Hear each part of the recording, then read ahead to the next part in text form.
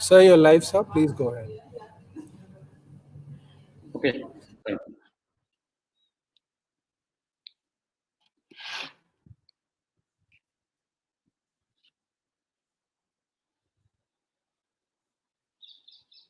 Good afternoon, everyone.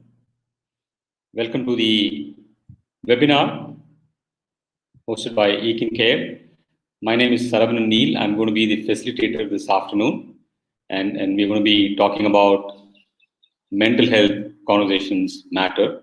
And I'm sure all of you are aware, World Mental Health Day is observed on 10th October every year, and it's an international day for global mental health education, creating awareness and advocating a lot of messages and eliminating some of the social stigma around this particular topic, right? So as I said, the objective is to raise a lot of awareness on the mental health issues around the world, and mobilizing efforts to support the overall message and in the mental health space, right? So today's session, we're going to be focusing heavily on these topics in terms of understanding mental health and looking at some of the myths and stigmas, and also giving you some simple takeaways on how do you address some of the most common stress related challenges.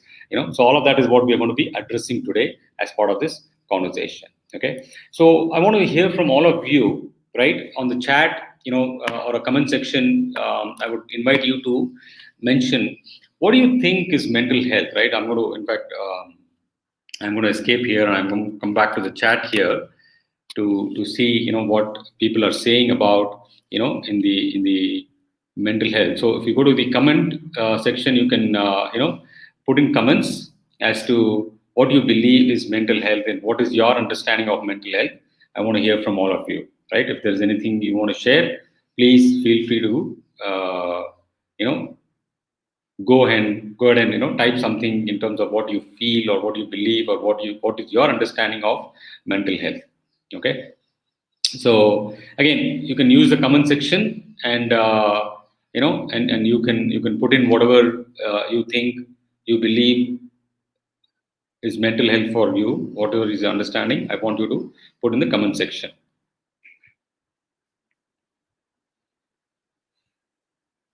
All right. So somebody says balance thinking, control on your thoughts. Perfect. I think it's a very good point, right? And then we'll talk about thoughts also in this particular session, because thoughts are very, very important when we talk about our mental health. We talk about our mind. So all of that is going to come later in the session. So anybody else has any other thoughts about what mental health means to them? Okay, I'll give it a few more seconds to see if anybody else has any other thoughts about it. Okay, I'll also see if there's anybody saying anything in the private chat. Nothing here. Okay, all right. Okay, so I'll while people are still thinking about it, and then you want to maybe put your comments on, it's absolutely fine. And we'll make sure that we continue to engage with everybody, because this is the only way I can engage with all of you through chat. So I'm hoping to have more interaction with all of you through the chat. Okay, all right. Okay, so let's. Okay, so I see one more somebody talking about peace and no stress. Okay, so that's good. Okay, let's keep the comments coming in. We'll go back to the slides again. All right. So let's talk about what is mental health, right? So for all of us, mental health means several things, right? In terms of what we perceive, what we understand, right? But I will also simplify it, right? Mental health is basically your thoughts, your emotions, right? That is what mental health is by and large, right? And where do these all come from? It comes from your mind, right? Mind produces thoughts, and thoughts create emotions, and emotion control your behavior, right? So that is the circle you're looking at: thoughts, emotions, and behavior. The way we think affects the way we feel, and the way we feel affects the way we behave, and the way we behave affects the way we think. So you can see the vicious circle between thoughts and emotions and behavior, right? So that is how it is all interconnected, right? On the other hand, I also want to talk about a little bit about mental health is hard. It is not as easy as it sounds sometimes, right? People cannot see it. Maybe they don't get it because of that, right? I'm sure all of you have experienced. Oh, somebody says I have a skin rash. Oh, here is the some cream just applied. Oh, I have a broken leg. Oh, let's go get a cast for you, right? Somebody says I have depression. Oh, don't worry, just a phase, it will pass. Or somebody says I have, I'm feeling very anxious. I think I'm going through anxiety. And the reaction is, oh, it's all in your head.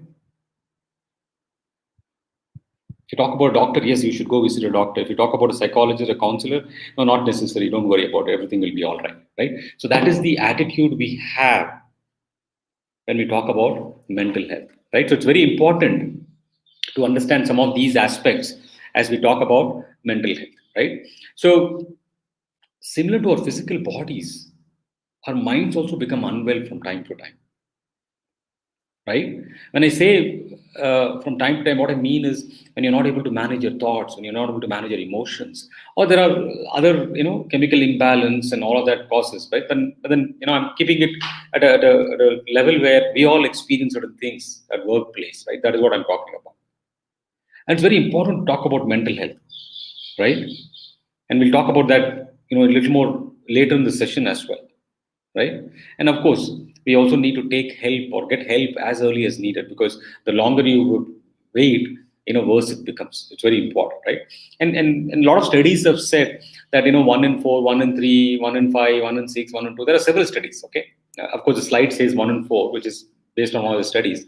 But I strongly believe that all of us are subject to or vulnerable to going through a mental health issue or illness in our lifetime. It's bound to happen, right? It is either going to happen in various stages of our life. It could have happened as a student or an adult, as a professional working, or it could have happened as a spouse or a father or whatever, or it could have happened, it could happen later in your career. Doesn't matter, right? And the reasons could be several. It could be, if you're looking about, as a student, young fellow, it could be due to your studies or curriculum, whatever. Or early in your career, or in your professional life, it could be a relationship issue, or it could be a financial stability issue, or it could be a marriage related issue, or it could be something to do with your kids, or it could be something to do with grieving, or it could be something to do with your chronic illness, right? There are so many things because of which we all could have these mental health issues, right?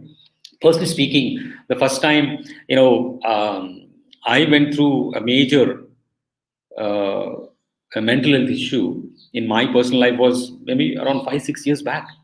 This is the time when my father was diagnosed with cancer, and the doctor basically said that he has got 8 months to live.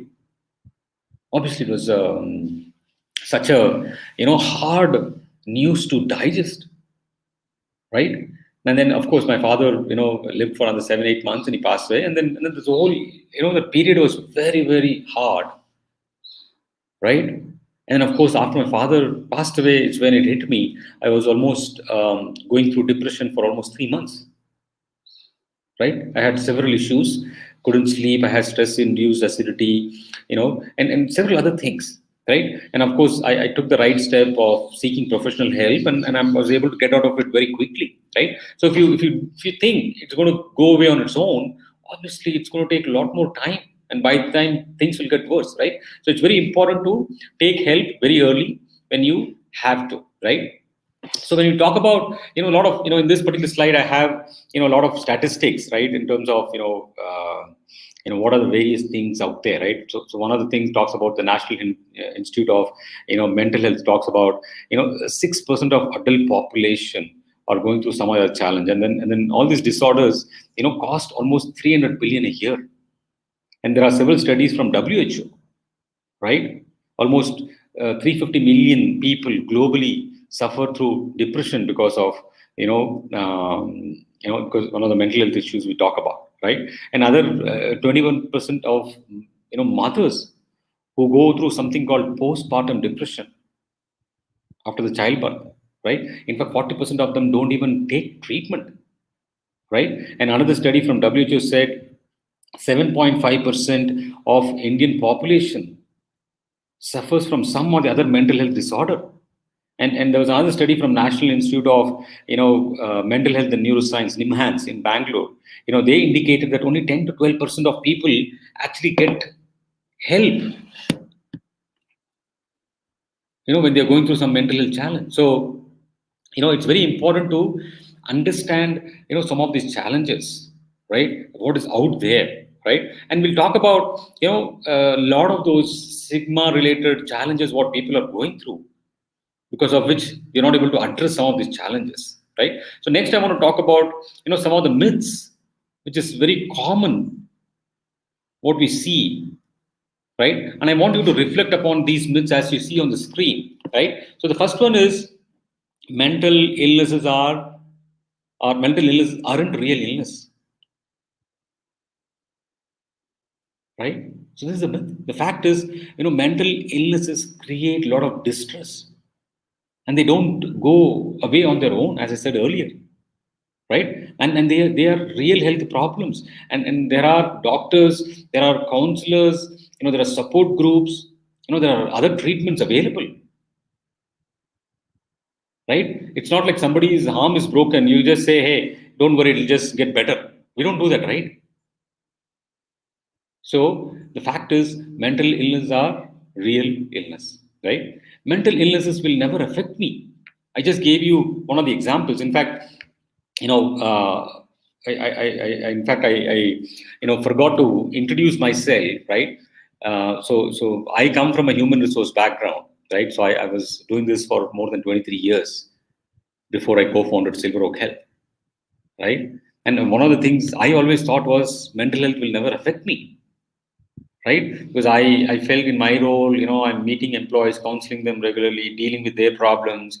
I thought, I knew it all. I've dealt it. Nothing is going to happen. So the fact is, all of us will be affected by mental health, right? As I said, sometime during your lifetime.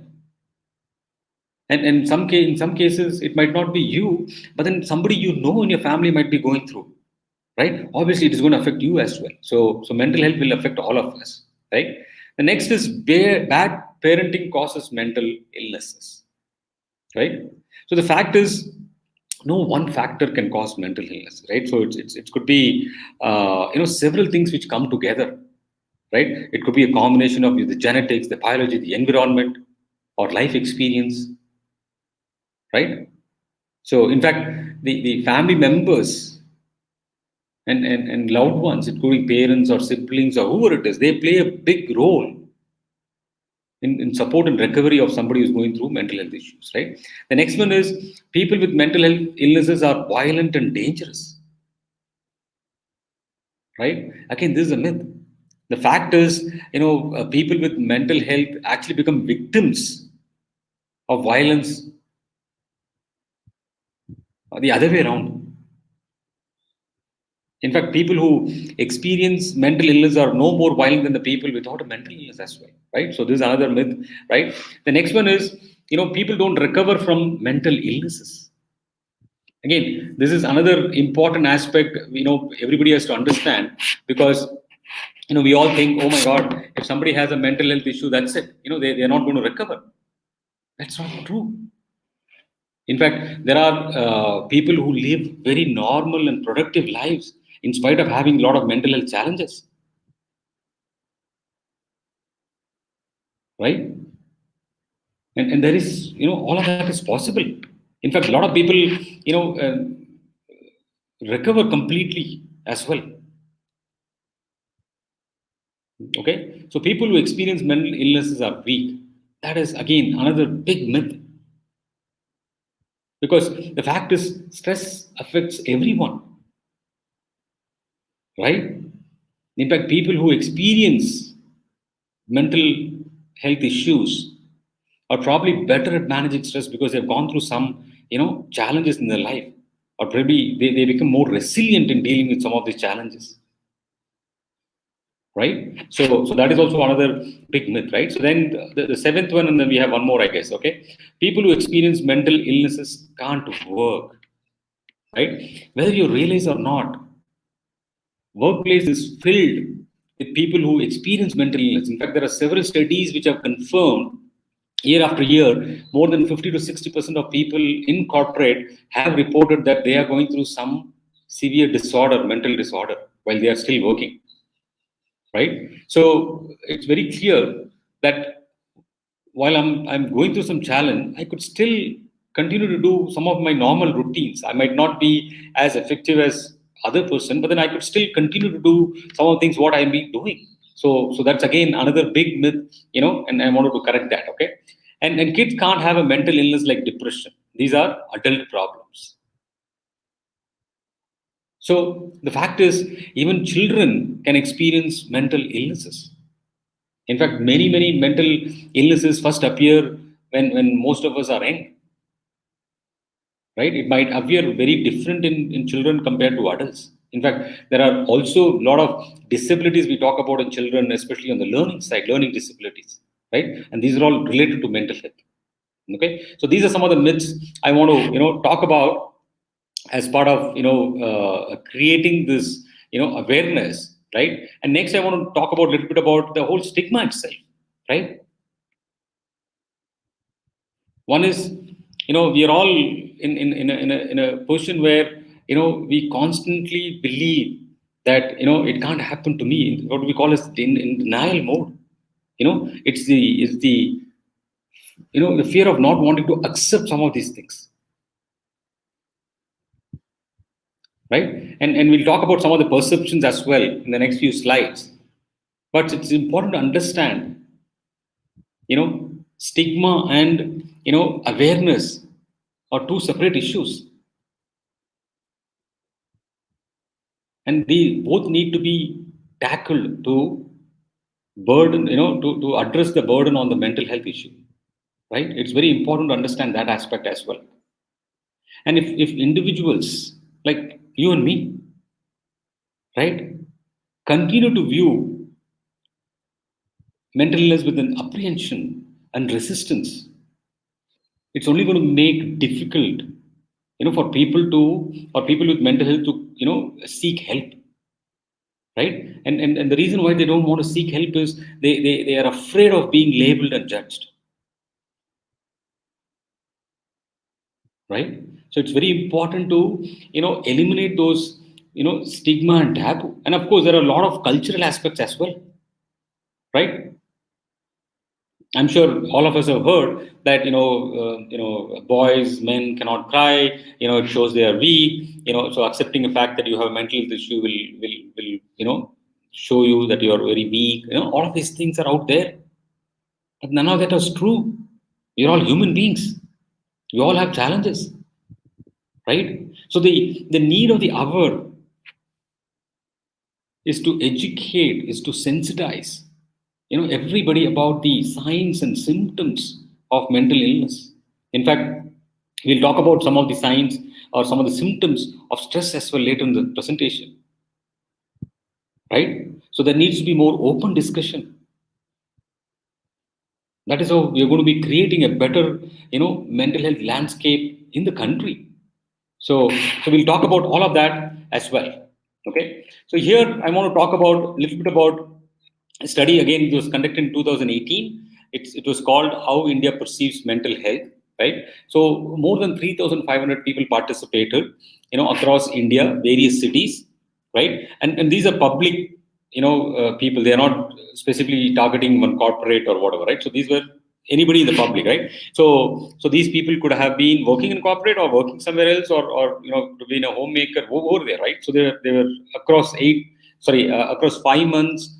That's the time it took to complete the study, because people were on the ground, trying to understand from individuals as to what they were thinking, right? So various age group, various socioeconomic backgrounds, all of that was covered, right? So if you look at, very interesting, when people were asked, right, how would you describe a person with a mental health issue, right? So you see, there are a lot of things. So a couple of things I want to highlight. One, some group of people said they talk to themselves, right? Which is basically means, they again, these people were not given any clue about any term, right? So they obviously didn't know that, right? So talking to themselves is again an issue within the mental space we call as schizophrenia, right? And the other one is, we talk about, somebody who, cleans too much. 30% of people said that, right? So that is, what we refer as the obsessive compulsive disorder, OCD, right? Of course, Alzheimer's and all that, right? The other thing you also want to notice is, which is highlighted green, which talks about, the stigma and the lack of awareness component, right? How do you describe a person with mental health? People said, oh, they are retarded, they're crazy, they're mad, stupid, irresponsible, careless. And most of the people said that 47, 40, and 38% respectively, right? That is what, unfortunately, a lot of people perceive about mental health in the general public, right? The next question was, what is the attitude towards mental health? Again, if you look at here, again, this is also very, very, concerning, right? I think 60% of people said mentally unhealthy people should have their own groups, so that healthy people should not be contaminated, right? And I think the other one more point I want to highlight here was, where they said, 46%, almost half of the people said it's one should keep a safe distance from someone who is depressed, right? So very, very unfortunate that people have these kind of perception out there, right? So today is is the day where we take care of the spreading the word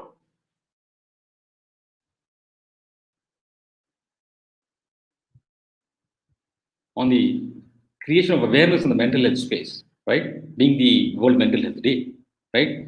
And this is what we are dealing with. So of course, all of us are doing the right thing to put that effort together and make sure that we eliminate the social stigma, the taboo, the lack of awareness, lack of acceptance, whatever you want to call it, right? That is what we are trying to do, right? And the next point is, when we talk about the stigma, what are the effects of stigma, right? I'm sure all of us, wear a mask, right? When I say wear a mask, I'm not talking about the COVID-19 mask. I'm talking about the entire face, right? We all portray something else outside, but then we know what is going on inside, right? And how does it affect all of us? There are several things we all go through. It could be feeling of shame, or having no hope in your life, or some people are completely socially isolated, right? Sometimes we also go through this issue about our own family doesn't understand and support us, right? They'll just brush it off. No, you're okay, don't worry about it, right? And that is all leading to we not wanting to come forward and ask for help. And of course, finally, it affects your self-esteem, right? So it's very important to understand what this stigma can actually do in the long run if we continue with this. So it's very important, right? And again, it's why is it important? Because tomorrow it could be you, or tomorrow it could be somebody in your family. So you can help, challenge stigma by speaking up when you hear people, around you make, negative or wrong comments about these things, right? And maybe talk more positive things about this, so that people feel, oh, okay, all right, I hear you, right? Because that's what I've been doing my entire last 6 years, right? Wherever I get the opportunity, whether it's a school, college, corporate, I go there, I talk about the importance of mental health, what can we do differently? How could, people, and kind of bring them up to a level where they are very comfortable to talk about. And that is what we do as an organization with a lot of corporates we work with, right? So that is the most important message, right? Next, I'm going to play a short video here, which is a very powerful message again when we talk about stigma. One second, let me just play this. You know that feeling where your thoughts scare you or make life tough? Sometimes it feels like no one else in the world has those thoughts or feelings. No one seems to know how difficult it is to deal with your feelings. And it's not easy to share your deepest secrets. You might think something is wrong with you. Or you might worry what other people think. And all of that makes your thoughts and feelings worse. Our culture has created this environment of shame. Until the 1960s, society sent people away if they had challenges managing their thoughts, emotions, and behaviors. Over time, we learned that we didn't have to be afraid. We learned how to help people get better. We became hopeful.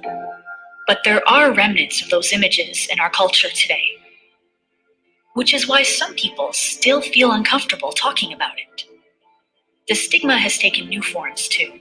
With more access to more people all the time, it can seem like the world is telling us it's not okay to be anything but perfect. The truth is, everyone has thoughts or feelings that can be hard to deal with.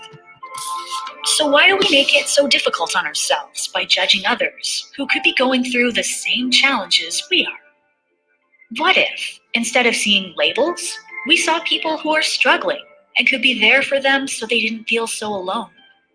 What if we looked past our fear of mental health and started to talk about it in a constructive way? What if, as a society, we used empowering words and healthy images to help people feel supported? Maybe then more of us could feel comfortable telling others when we're having a hard time. Maybe more people would get the help they need. And maybe one day we won't have to talk separately about mental health and physical health, but just health.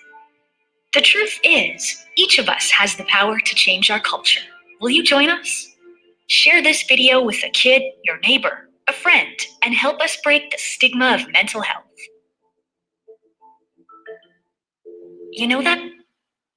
All right, so it was a nice short video, very powerful video, right? So one other way, as the video ended, we talked about how can you help break the stigma, and that is the activity I have for all of you. Being today the 10th of October, World Mental Health Day, right? I want all of you to take a A4 size paper or whatever you can get from your home, right?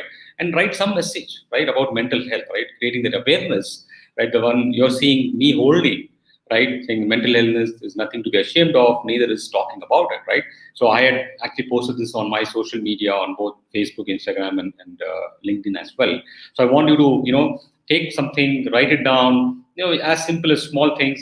And if you're not sure about what the message should look like, you could go Google, and talk about mental health awareness messages, and then you can write it down. And I want all of you to click a picture or take a selfie and then post it on your social media. And then if you possible tag Silver Oak Health, right? Because we are kind of putting everything together. If you could tag, it'd be great. And there are other hashtags also, mental health awareness and all of that you can tag, and then you post it, right? At least you could be sending message to your own family members, your own friends, your social circle.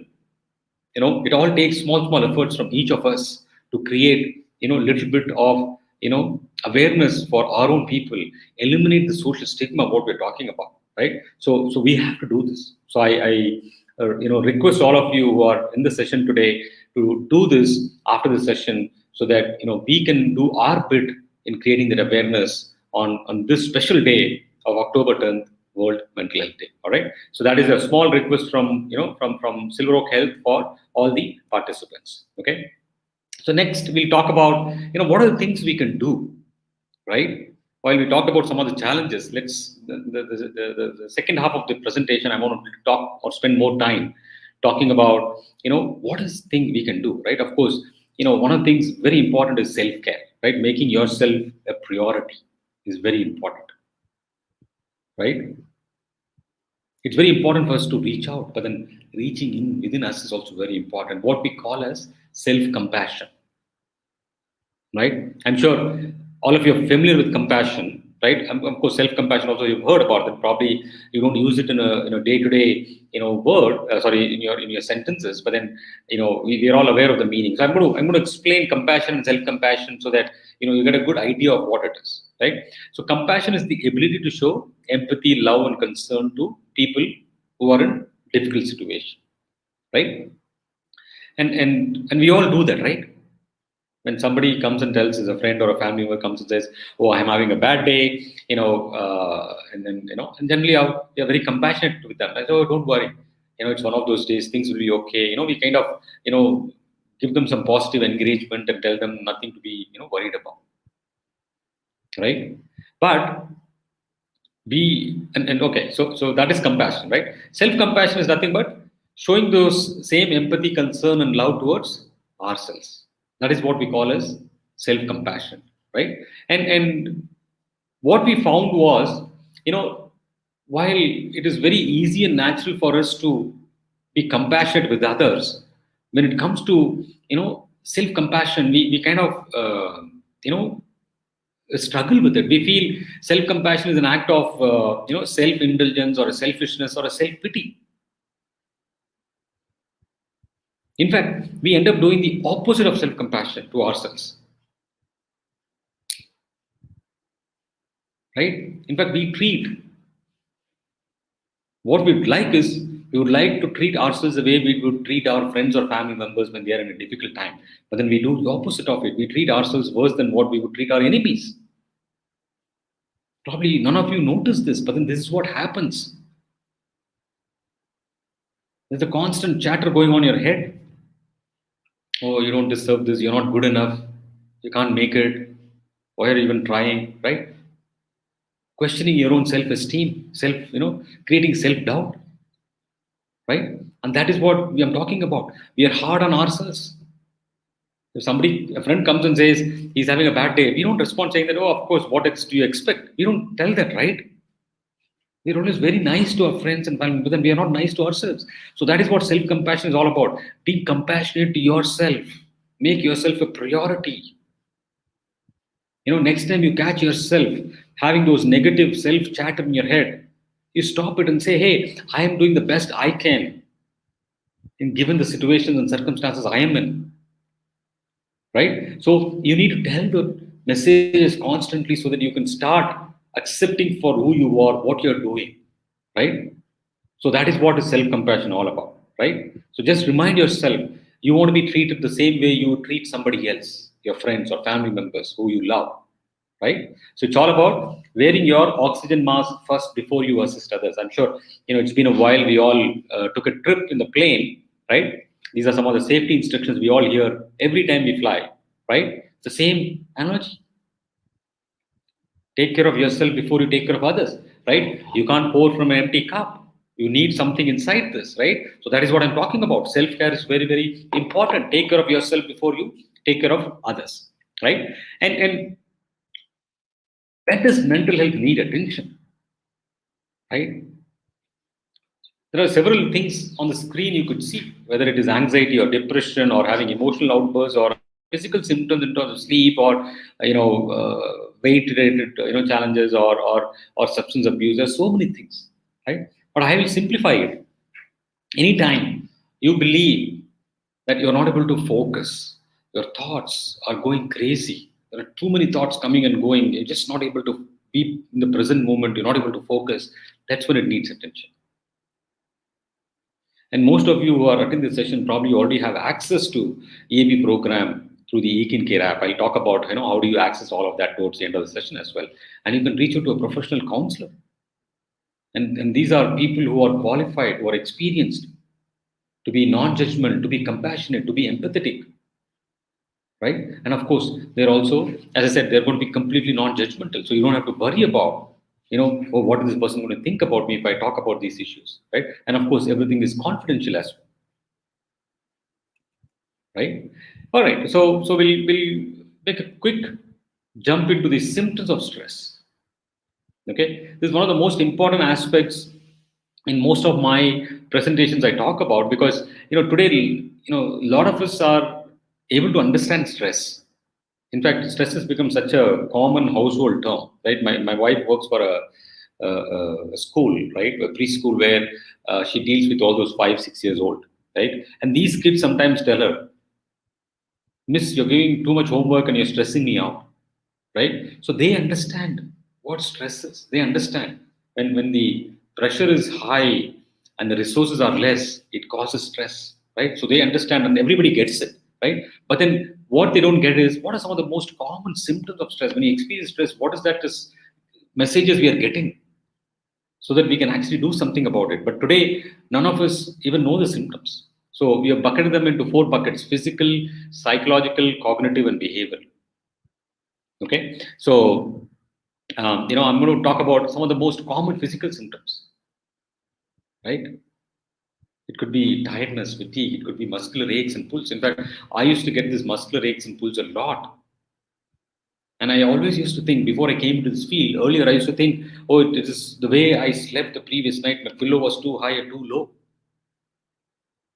But later I found out it has nothing to do with the way I slept with the pillow. It was about the stress I was dealing with. And that was why it was manifesting in my body by having those muscular aches and pulls. And it could happen to different people with different symptoms. Some people have, what we call as, stomach upset. They keep running to the bathroom every now and then, right? It's called as irritable bowel syndrome, IBS in the medical terminology, right? Some people cannot sleep. Some people cannot stay asleep. We also refer them as insomnia, right? And some people have acidity. I talked about my own experience, stress-induced acidity, right? Appetite changes, weight loss, and women go through menstrual cycle disruption, right? So these are some of the physical symptoms we all experience, right? And again, you can share in the comment box, what have you personally experienced? Any of these symptoms you have experienced in the past and probably didn't know that this is because of stress, right? You can put that in the comment box. We can take a look at it later, right? On the psychological side, anxiety and depression are the most common, right? Anxiety and depression are the most common forms of stress.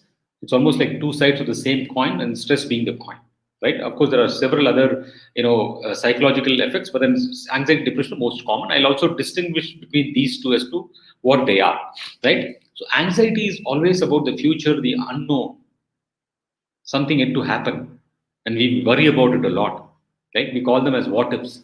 What if this happens? What if that happens? What if I get the virus? Right? Depression on the other side is always about the past, something very unpleasant, something we're not able to come in terms with. And we're just brooding over it over and over again. We call it as only ifs. Oh, only if this did not happen to me, only if this person did not do this to me, right? The list goes on. So that is the difference between anxiety and depression. Anxiety about the future, the unknown; depression about the past, unpleasant.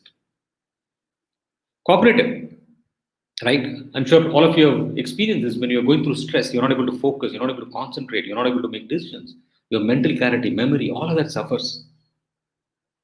The reason is, there's a part of our brain called prefrontal cortex, right behind our forehead. It is the newest part of human being's brain. And that part of the brain is responsible for all your focus, concentration, creativity, decision making, mental clarity, memory, all of that.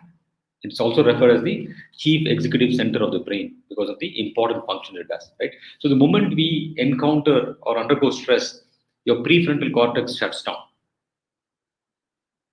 And of course, your emotional part of your brain takes over. And that's the reason we all tend to become very emotional when we are stressed out, right? And we don't have any of these rationing skills available to us because our prefrontal cortex is not working at that time, right? So that is one of the most common symptoms, right? Anytime you feel that you're not able to focus, you're not able to concentrate, you know that something is bothering you, right? And finally, the behavioral side, right? It's about, aggressive behavior. I'm just keeping a tab on the time as well, right? Aggressive behavior. Or getting upset and anger is one of the outbursts we all experience, or getting irritated for small things, right? Or socially being withdrawn. Suddenly we don't want to be part of anything, just leave me alone attitude. And I'm sure when all of us were going back, in the workplace, you have experienced suddenly one of your co-worker might say, hey, I'm not interested, you guys go ahead, I don't want to come for a coffee break or a lunch break, right? They seem to be a little withdrawn, right? Or you also notice people losing interest in activities which they generally love to do, right? So all of these changes happen from a behavioral standpoint, right? So these are some of the most common symptoms. In fact, there was a study done in UK. More than 70% of people with these kind of symptoms actually end up meeting a general physician thinking about some other issue. But then the underlying factor is stress for them. They didn't realize that, right? So that is the reality. So I want all of you to realize, right? Experiencing these symptoms, there is a big chance that it is happening because of stress, and that's the reason I wanted to spend a little more time and talk about this, everything in detail, so that next time you are going through stress or you are experiencing any of the symptoms, you should, look out and see, okay, what is that is bothering me? Why am I feeling this? Is there something I need to take care of something, right? Ask that question to yourself, right? Okay. Next, let's look at some of the de-stressing techniques, right? And these are some of the techniques which are probably well known to everybody, very commonly discussed about. But then the unfortunate thing is, a lot of us don't do it. We all know exercise is good for us. We all know eating right food is good for us. But then how many of us do it, right? So I want to hear from you on the comment section. What are some of the de-stressing techniques you follow? So I'm not asking what is good to follow. I'm asking what you specifically follow at this moment, right? Whatever it is, whether you're listening to music or whatever you do, right? Just put out there in the comment box and we'll take a look at it later, right? So I want to hear from all of you, right? So exercise, again, it's a great thing, right? In fact, among many things, exercise is known to improve our immunity. It also releases a chemical called endorphins, which is directly good for your mood and other things, right? So it's very important we do those 30 minutes of brisk exercise every day. Eating healthy, I'm sure all of us are aware. I'm not going to spend more time on that. Getting a good night's sleep is very important. In fact, I would say, we abuse. We don't give sleep the right respect and credit what it deserves. How many of you, just stay awake in the night? You're tired. Your body is giving a message. You want to sleep, but you just want to keep watching the TV with the half eyes open, right? We abuse it. So sleep is just not to rest our body; it also rests our mind, right? In fact, I'm sure all of you are aware. I'm sure all of you read this in school that our body has millions and millions of cells, and these cells, get damaged due to wear and tear of what we do during the day, right? All of that gets restored and repaired in the night when we actually sleep, and of course, all the batteries get recharged so that next day you are all up and running to do whatever, right? Avoiding alcohol, drinking in moderation, cutting down caffeine, cutting down smoking. They're all great de-stressing techniques. Staying in the present moment is very important. I'll talk about that when we get to the mindfulness in next slide. Connecting with others. We're all social animals, social creatures. We need that warmth and touch and feel. Right? While we all know that we should be maintaining social distance, but that's in a physical sense. Emotionally, we all can stay connected. There is technology available to video calls, whatever, conference calls. Right? So staying connected with each other is very important, especially for people who live by themselves. Right? Make sure you're always connected, because the last thing you want is loneliness, isolation, because all of that is directly leading you to depression. Okay? Talking about your feelings, another most important aspect. Because today we hold on to our feelings. Right? And how many times you've heard the statement saying that, oh, after I spoke to somebody, the heaviness in my chest is gone, the heaviness in my shoulder is gone. That is what it does, right? On the other aspect, we also believe that by talking about our feelings or talking about something very personal to us, we are burdening others. But the fact is, it's quite opposite of that.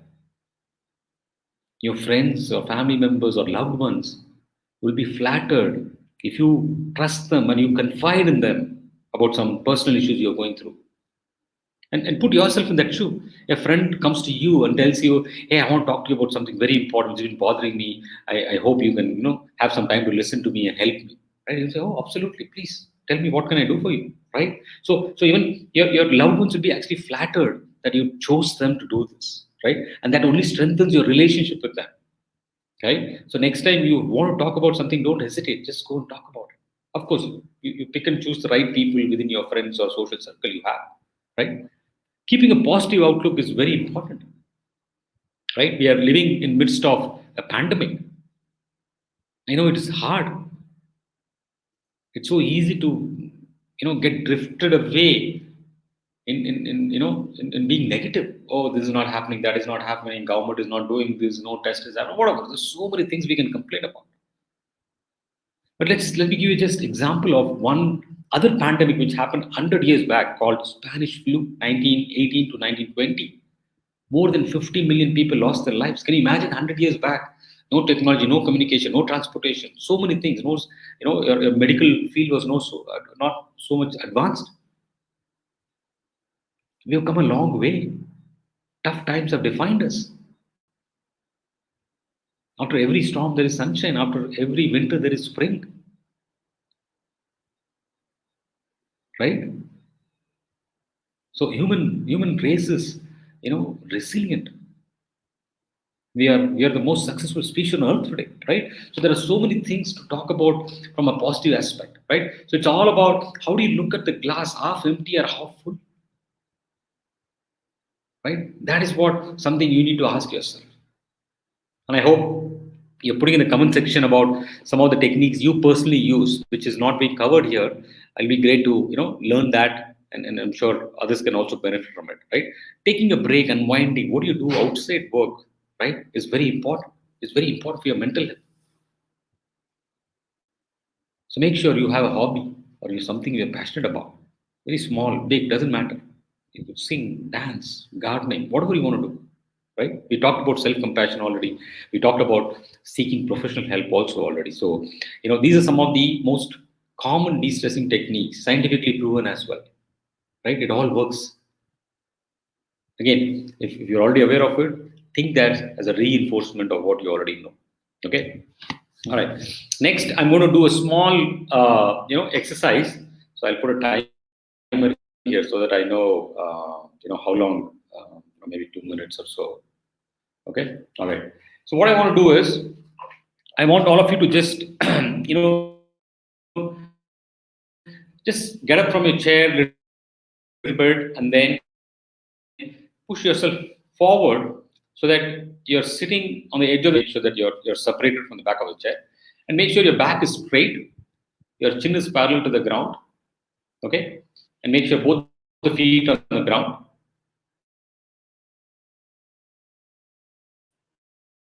And of course, your hands can be comfortably placed on the table or lap, or we call it as a posture of wakefulness, right? Being awake, right? So that's the posture.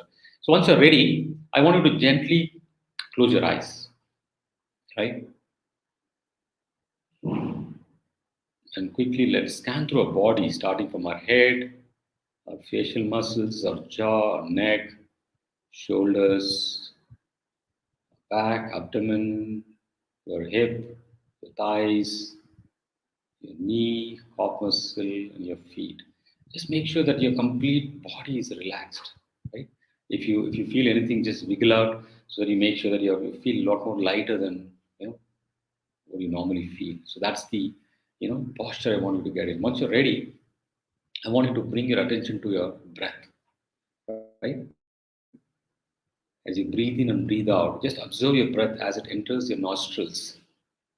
And again, just observe your breath as it exhales from your nostrils, right? For this exercise, just breathe in through your nose and breathe out through your nose. Just observe as the air enters your nostrils. Does it feel slightly cold? And as you exhale, does it feel slightly warm?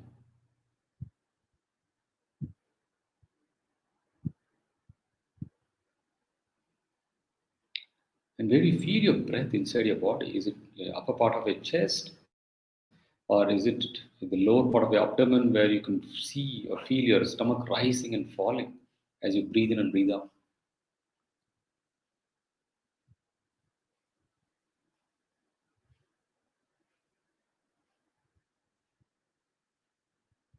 While you're trying to focus on your breath, there's a high chance your mind is getting distracted. There could be a thought, there could be a sound, noise, something distracting you, or your mind is wandering. It's absolutely fine. Whatever it is, whatever thought is, whatever distraction is, just observe and just let it go and bring your attention back to the breath. And you continue to do as many times your mind wanders or distracts. Just observe, let it go, and bring your attention back to your breath. We'll do for 2 more breaths.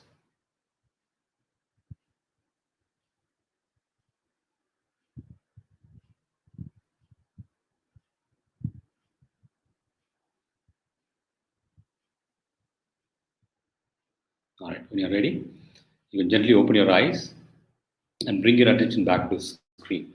Okay, so this was a very short exercise to give you an experience of how does it feel to practice mindfulness, right?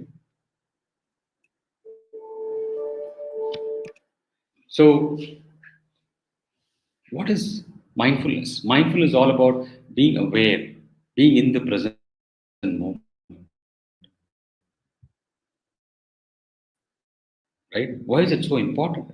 Because today we spend almost half of our life, we are lost in thoughts. We are either in the future or in the past. Right? So mindfulness is a scientifically proven practice which can help you bring to the present moment. Right? It's a scientifically proven practice. Okay. So all you need to do is to practice this. You download this app called Tranquil Mindfulness. It's available both on Google Play Store and Apple iStore. And then download, and then you go into the various sections of the app and go to the guided.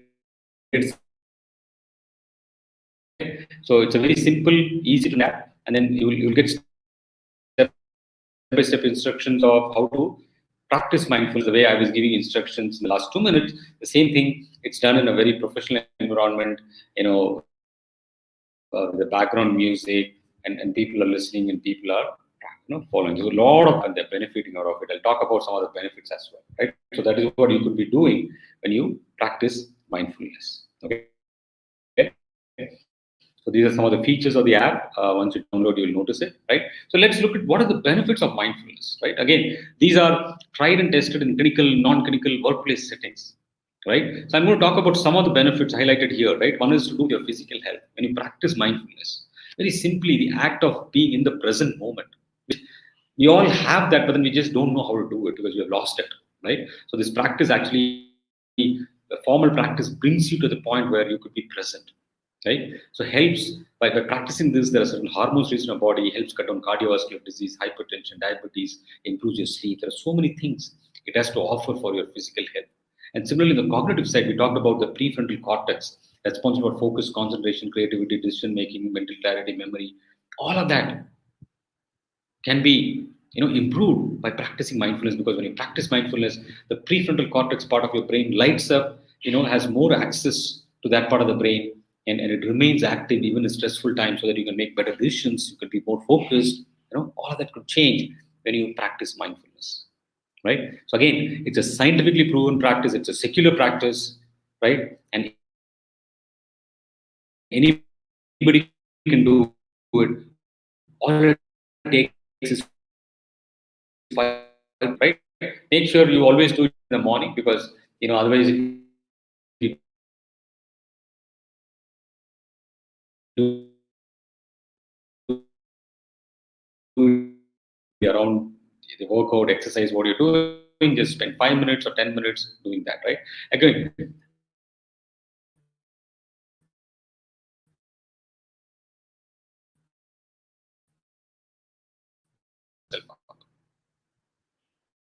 try and bring your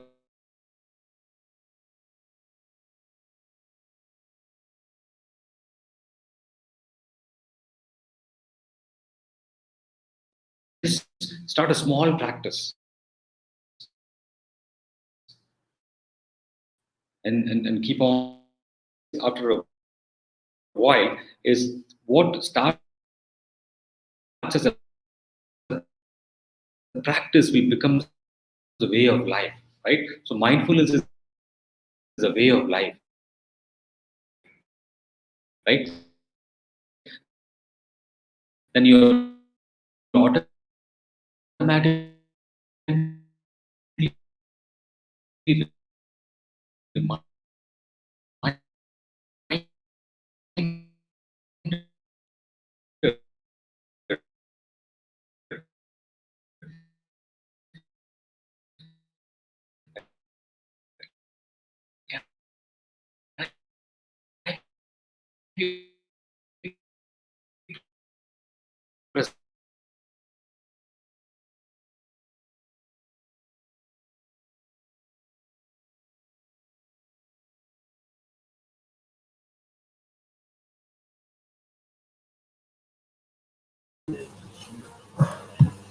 Sir, is everything okay at your end in terms of internet connection?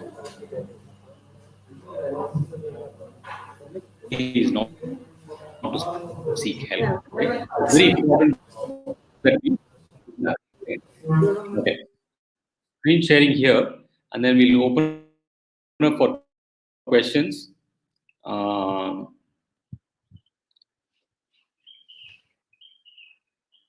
all right. Any questions you may want to put in the comment section? Tarun, I believe participants cannot ask questions directly, right? Yes, sir. They've actually been asking quite few questions. There's a question from Priyakum. If you could check the comment section. Use Okay. medication. Okay. Use meditation to take Guys, care of the any feeling. Okay. questions and all? Okay. So these are all some comments. I put voice is breaking. We lost you for 2-3 minutes. Okay. All right. I didn't see any of those comments. Sorry about it. Okay. If there's any other questions you have about the session, how to calm a person who's overthinking and depressed. Okay. All right. So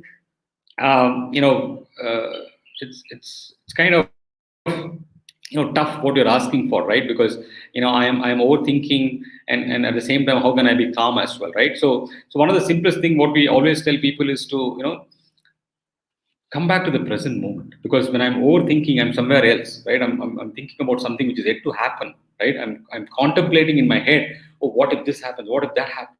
There are so many scenarios I'm trying to paint in my head, right? So instead of being present moment, so that I don't have to worry about the future and think about all this thing.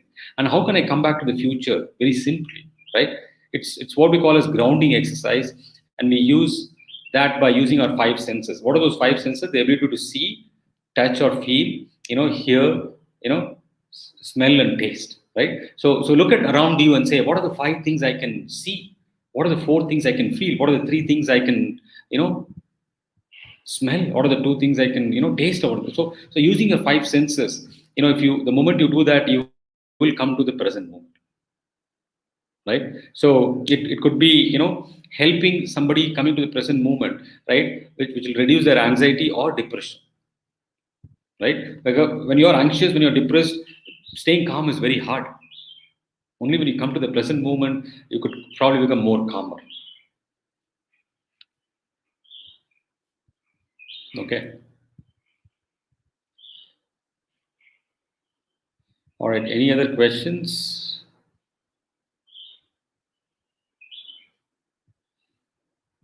You can always reach out to us through the app as well, both Tranquil and ekincare. If you have any follow-up questions through the app, you can always stay connected to us.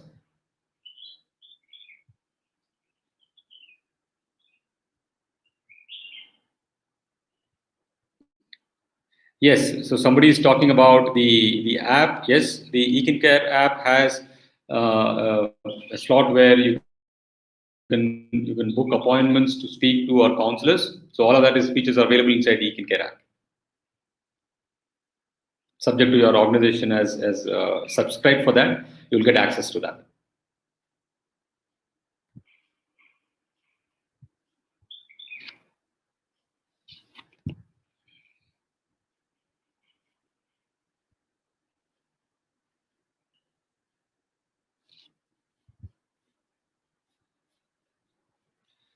All right. So I don't see any more questions. Thank you very much for.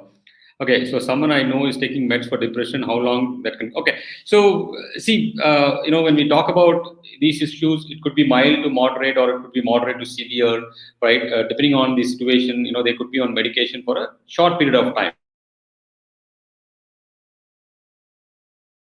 It is also combined with counseling and therapy and support from family. It can all that individual is taking to do the right things, right? Will help them pull out of that whatever they're going through much faster, right? So that is very important. So there is nothing I it will take only take depending on how long they get the right support, and all of that matters a lot.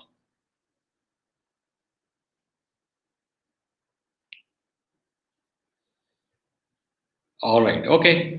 All right. If there are no other questions, again, thank you very much for the time. I know on a Saturday afternoon you made time for this. I really appreciate. Again, quick reminder. Today is the World Mental Health Day, and our job is to create awareness, remove the stigma, and that is the whole reason why we all came together for this session.